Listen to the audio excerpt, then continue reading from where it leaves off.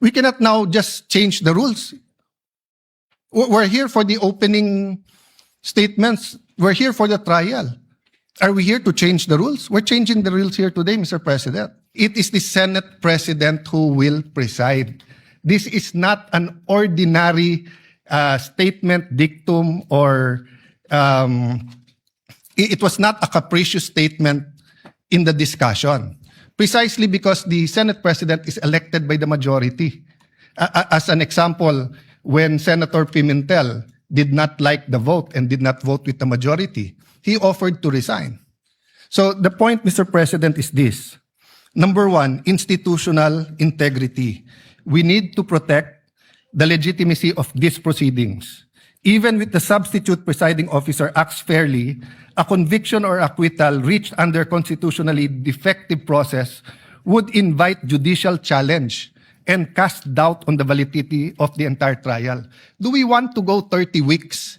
If we follow the number of days submitted in the pre-trial, 62 and 30, and 3 days every week, so 30 weeks yon. Then after the 30 weeks, we'll end up in the Supreme Court kasi kune-question natin kung tama ba kung sinong nag-preside. Why is it important? Why can't any of the 24 preside? Remember, under our very rules, hindi ko nababasahin para mas umikli.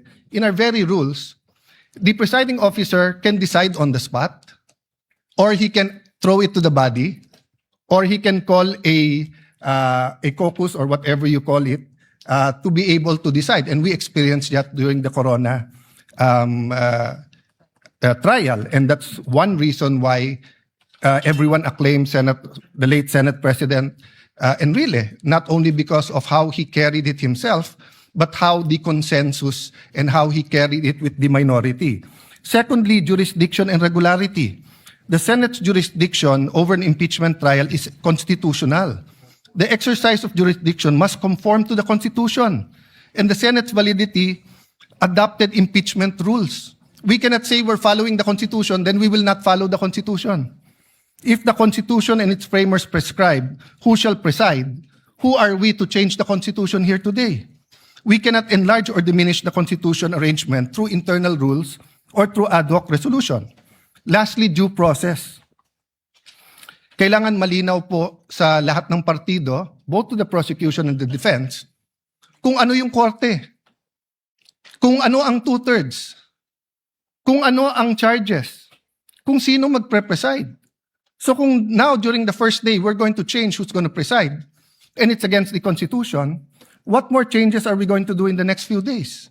Ano ang limit ng pwede natin palitan sa Constitution at hindi? The authority must come from the Constitution or the governing law, not from the vote of a tribunal. A litigant is entitled to have the case heard by the decision maker, designation by law. The law cannot say that ang mag-hear kay Senator Marcoleta ay Sandigan Bayan, tapos sa Court of Appeals natin siya dadalhin. Hindi pwedeng sabihin sa RTC dapat i-hearing si Juan de la Cruz, tapos sa Sandigan Bayan natin dadalhin. Hindi pwedeng sabihin tatlo sila sa CA, pero in this case, nagbotohan kami, isa lang kaming mag-hearing. Proceedings before a judge or hearing officer who lacks the legal authority are invalid regardless of fairness of the proceedings. A judgment rendered by court without jurisdiction is null and void and may be attacked anytime. It creates no right and produces no effect. It remains basic fact that in law, the choice of the proper forum is crucial, as the decision of a court or tribunal without jurisdiction is a total nullity. A void judgment for want of jurisdiction is no judgment at all. All performed pursuant to it and claims emanating from it have no legal effect. Tan versus Cinco, GR number 213054, June 15, 2016. Penned by Justice Perlas Benabe, First Division. The constitutional authority, Mr. President, is very clear. Now, let's put that aside for a moment. But we're not allowed to do that. But for a moment, let's put that aside. That the Constitution is not clear and does not tell us what to do. The rules of the Senate says that any amendment should be presented a day before. And that's why the then minority, when I was Senate President, walked out Because your contention was, when we gave it to the Committee on Rules, kahit mahigit isang araw na at binabalik ng rules, we did not follow the rules. So on the rump session or alleged rump session on June 3, first of all, you did not have a quorum of 13. But let's assume for the sake of argument, I'm not giving you that point.